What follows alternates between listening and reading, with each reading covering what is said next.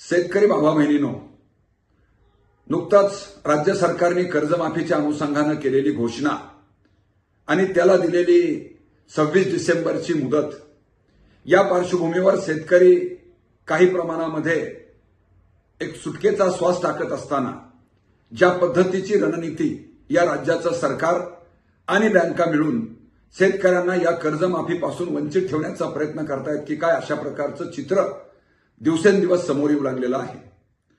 नुकताच ऊसाचा हंगाम सुरू झालेला आहे। यापूर्वी ऊसाचं बिल कारखानदार त्यांच्या संबंधित असणाऱ्या पतसंस्थांमध्ये शेतकऱ्यांच्या खात्यावरती वर्ग केलं जायचं, परंतु यावर्षी नॅशनलाइज बँकेमध्ये बिल अदा करण्याच्या संदर्भातली कार्यवाही सुरू झालेली आहे। सोबतच जिनिंगला घातलेल्या कापसाचं बिल सुद्धा नॅशनलाइज बँकेमध्ये जमा होत आहे आणि हे बिल कर्जामधून वसूल केला जाण्याचा प्रयत्न बँका करतायत। दुसऱ्या बाजूला उत्पादन खर्च वाढलेला असताना, फार मोठ्या प्रमाणामध्ये अतिवृष्टीने नुकसान केलं असताना अशा प्रकारचं बिल वळती करणं शेतकऱ्यांना प्रचंड त्रासदायक असणार आहे। तेव्हा हे ताबडतोब थांबवलं जावं, ही मागणी पण किसान सभा करते आहे। दुसऱ्या बाजूला हे सरकार एका बाजूला कर्जमाफीची गवगवा करतोय। 2017च्या कर्जमाफीची पुनरावृत्ती करण्याचा प्रयत्न सरकार करतं की काय, अशा प्रकारचं चित्र या बँकेच्या भूमिकेमधून समोर येऊ लागलेलं आहे।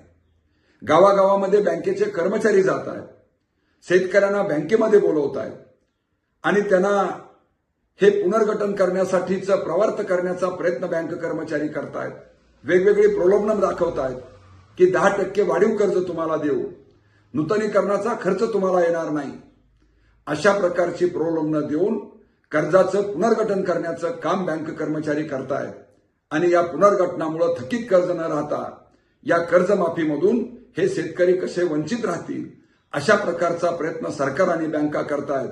तेव्हा या सगळ्या बाबी शेतकऱ्यांनी लक्षात घ्याव्यात, शेतकऱ्यांच्या तरुण मुलांनी लक्षात घ्याव्यात आणि बँकेचे कर्मचारी राष्ट्रीय लोक अदालतीच्या नावाखाली, पुनर्गठनाच्या कॅम्पच्या नावाखाली गावामध्ये जर येत असतील तर त्यांनी समोर ठेवलेल्या कागदपत्रांवरती सह्या करताना 10 वेळेस विचार करा आणि आपल्याला या कर्जमाफीपासून वंचित करण्याचा प्रयत्न बँकेचे कर्मचारी आणि सरकार करतंय का, याबाबतची शहानिशा करा आणि ही कर्जमाफी जी आपल्यावरती खऱ्या अर्थानं प्रचंड मोठी गरजेची आहे, या कर्जमाफीपासून आपला शेतकरी वंचित राहणार नाही, यासाठीची सावध भूमिका संबंध शेतकऱ्यांनी घ्यावी आणि बँकेने प्रोड्यूस केलेल्या कुठल्याही कागदपत्रांवरती बिनदिक्कतपणे सह्या करू नये, अशा प्रकारचं आव्हान आपण